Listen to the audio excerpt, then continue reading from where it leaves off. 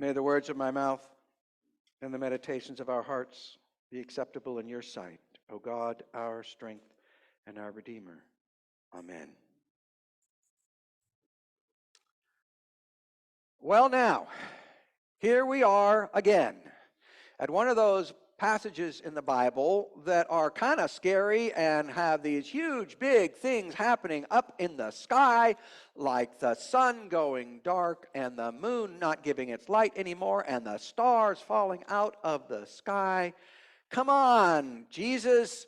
It's time for Christmas. We're getting ready for Christmas. I got a Christmas list that I have got to buy here, and I don't need your sad and lonely and depressing Bible passages to get in my way. Okay, so Bible passages like this, where you got the sun and the going dark and the moon not giving its light and so on like that, these Bible passages have a name. This is our 50-cent word for the day. It's called apocalyptic. Okay, apocalyptic, and apocalypse in Greek means unveiling or revealing, right? And in a minute, we'll get to what the unveiling and revealing is all about. You will see apocalyptic passages mostly in the book of Daniel. That's where you get the giant creatures climbing up out of the ocean and wreaking havoc over all the land. You will see apocalyptic Bible passages in the book of Revelation, which is an English translation of the word apocalypse, which means unveiling or revelation. So the book of Revelation in Greek is the apocalypse. And you will see passages like one of the angels blowing his horn and a third of the trees burn up. Now, this is not something that we like the idea of here, okay? And it's about things coming apart. Very often, people will use apocalyptic Bible passages to try to tell the future, to see what's going to happen someday when the end of the world is approaching. For example, some of us are old enough to remember the Soviet Union, which was a communist empire, essentially, in the area of where Russia is now. And some people thought that the Soviet Union was one of the beasts that had climbed up out of the ocean in the book of Daniel. And so that was a sign of the end of the days, right? You can do that if you want to, but that's not the point of apocalyptic Bible passages. Now, if you look at the scholars, most of the scholars agree that the beasts that come out of the ocean in the book of Daniel, all of them represent various empires that have occupied and oppressed Judaism and the Jewish people. The Persians and the Medes, and now the Babylonians, and now the Greeks. The Greeks were persecuting the Jewish religion at the time when Daniel was written.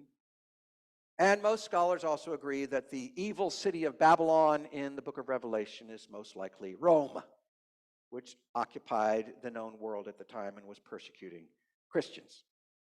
And we can go way deep into all of that. But that's not the point of apocalyptic Bible passages either. I wonder whether, in the gospel lesson for today, Jesus is trying to prepare his disciples for the fact that their universe is about to be torn apart. Each of the times that Jesus mentions in the Bible passage for today, sunset, midnight, cockcrow, dawn, is also mentioned in Jesus' passion, the story of his crucifixion, which happens immediately after the gospel lesson for today. Things happen at sunset, at midnight, at cockcrow, at dawn, and so on. Because the disciples are going to see their Lord, their master, the person upon whom they had pinned all of their hopes. They're going to see him humiliated, degraded, destroyed, crushed, and killed. And Jesus needs them to know something. He needs them to know that there is a resurrection coming. That God's laughter still runs underneath all things. That God's compassion is still more powerful than any destruction, even that of the cross. That God's hope is deeper even than the most profound despair. And that God's love will win in the end. He needs them to know that. He needs us to know that.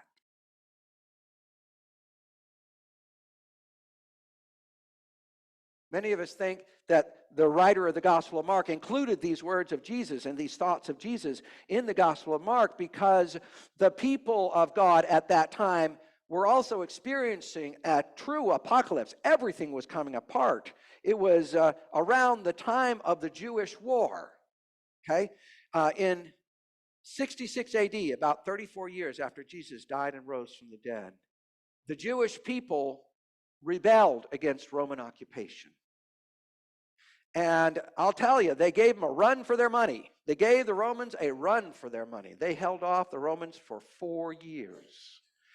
But finally, the Romans put down the rebellion. And they put down the rebellion the way they always used to put down rebellions, which was with absolute cruelty. Some estimates say that as many as 1 million Jewish people were killed when the Romans put down that rebellion. And the temple in Jerusalem was burned to the ground with fire so hot it made the rocks explode. Now, the temple was supposed to be the place where God most deeply touched the world. Supposed to be the place where God was most powerfully present. And now it had been destroyed, razed to the ground, and the Jewish community had to figure out, what are we going to do? What is Jewish? How do we stay in contact with God? And eventually, after a long time, they figured out that for them, the presence of God would be felt most deeply in the Torah, in the law, in the instruction, in the gift. And therefore, in all the synagogues across the world, there is a copy of the Torah, of the law. Now, for us Christians, we understand God to come to us in Jesus, who is with us always. And that's where God is most deeply present in our world. But at the time, everything was coming apart. Everything was all up in the air and horrible. And the writer of the Gospel of Mark wanted us to remember Jesus' basic message, and that is that no matter how bad it gets, no matter how horrible the day is, no matter how deep the grief, the laughter of God still runs beneath everything. And the compassion of God is still more powerful than destruction. And the hope of God is still deeper than the most profound despair. And the love of God will prevail. That's the point.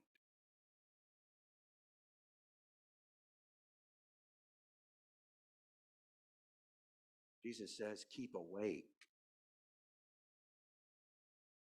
Keep awake. Keep watch. I suspect that Jesus means two things there. One thing he means is that Jesus is indeed coming back. He might come back tomorrow. He might come back next week. He might come back in 1,000 years. We do not know when Jesus is coming back. Be ready for Jesus to come back. He also means that Jesus comes back to us this day. Do you remember the end of the Gospel of Matthew, where Jesus says, behold, I am with you always to the end of the age. Behold, I am with you always to the end of the age. Jesus comes to us today. Not only is he coming someday, he comes to us today. Keep watch for Jesus today. And here is how we will see Jesus. Jesus is Jesus in the Gospel of Mark. By this time, we have seen that Jesus has fed these thousands and thousands of people with what seemed to be practically nothing, 5 loaves and 2 fishes. And Jesus, if he had listened to the conventional understandings of the day, if he had been asleep, he would have said, this I have to keep for me because it won't do any good for me to share it at all. It'll be a drop in the bucket. It won't do any good. And does he listen to that? No, he does not. He keeps awake to the presence of God that is beneath all things. And he gives thanks for what he has instead of complaining about how little he has. He gives thanks for what he has. He shares what he has. And the whole group is fed. Jesus comes upon a person who has leprosy. Ew, one of those people that smells bad. You better not touch them because they'll get their disease. And instead of staying away, Jesus touches the leper because God's healing is contagious. God's healing spreads. and the leper is healed. God takes a person who is paralyzed and sinful. Have you ever been so stuck in your own resentment and sin that you can't move?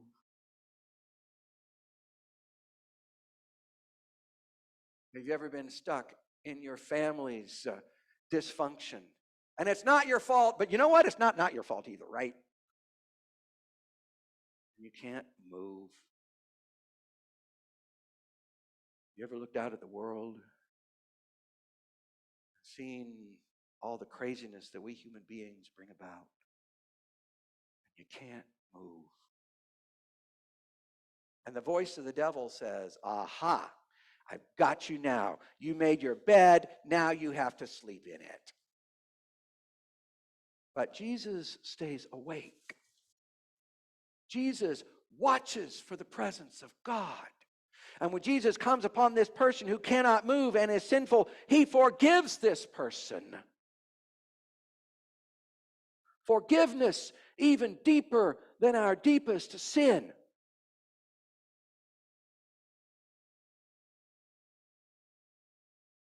That's the point. So here we are, we're getting ready for Christmas. And we have this big apocalyptic passage for us. What does it mean for us today? Well, who here likes Christmas? Most of us, we like Christmas. Yeah, we enjoy the Christmas. We're getting ready for the Christmas. We put the tree up. We have smiles. We have laughter. We have moments of joy. And you know what that means? In the context of our gospel lesson for today, it means that those moments of joy are not just a flickering in the wind. That the laughter is not just a bare, precious, warm moment in a world of cold. No, they are windows on the truth. They are windows on reality. This is the depth of God's life, not the other. This is our destiny. Okay? So when you have a blessed time at Christmas, remember, this is the way God is with us. And this is where we are going. The warmth and the laughter and the light.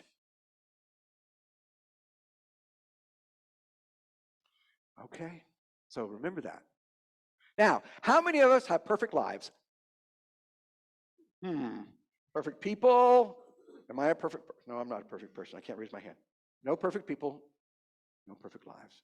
We also have moments in our lives and in our days and in our Christmases where things seem to have fallen apart. There are aspects of our family dynamics that break our hearts and make us furious, that we don't understand. Some of us are concerned about the finances of our loved ones or of ourselves. We don't know how we're going to make ends meet. We have addictions in our families. We have mental conditions in our families that we don't know how to deal with. And then, besides just looking out the world, we'll just leave that, okay, there we go. There's plain old garden variety grief. There are people who we love who have died. Sometimes out of time, when it wasn't time. You know, not ready yet. Too early. Unexpected. Not fair. And even though we love Christmas and we love the days, this Christmas, particularly if it's the first time through, it's going to be hard. It's going to be sad. It might have been this year. It might have been 15 years ago. Still, we feel it. And then others of us, you know, we have loved ones who have died. And quite frankly, it was time. Like my mom. My mom was 92 years old, and it was so time.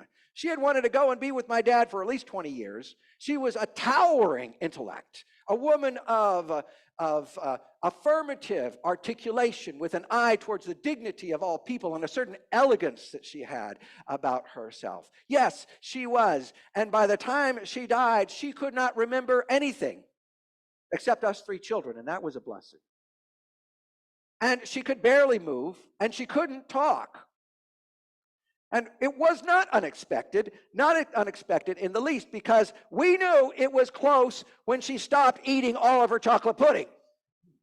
My mother loved her chocolate pudding, and she would eat up all her chocolate pudding every time. And when she left half of that chocolate pudding in the cup, we knew it wasn't going to be long. And it was okay, and it's still okay. And she's with my dad, and she's happy. And don't get me wrong, I love Christmas. I love the light and the darkness and the yummy food. And I love the Christmas carols, and I love the presents given out of love. And guess what? I'm still going to be sad too. Still going to be sad too. And the message is the same for us who have sadness as well as our happiness at Christmas. No matter how bad it gets, no matter how hard it becomes, no matter how desperately things fall apart, the laughter of God is still there and running beneath everything. The compassion of God is still more powerful than destruction. The hope of God is still deeper than all despair. And the love of God will still win. Thanks be to God.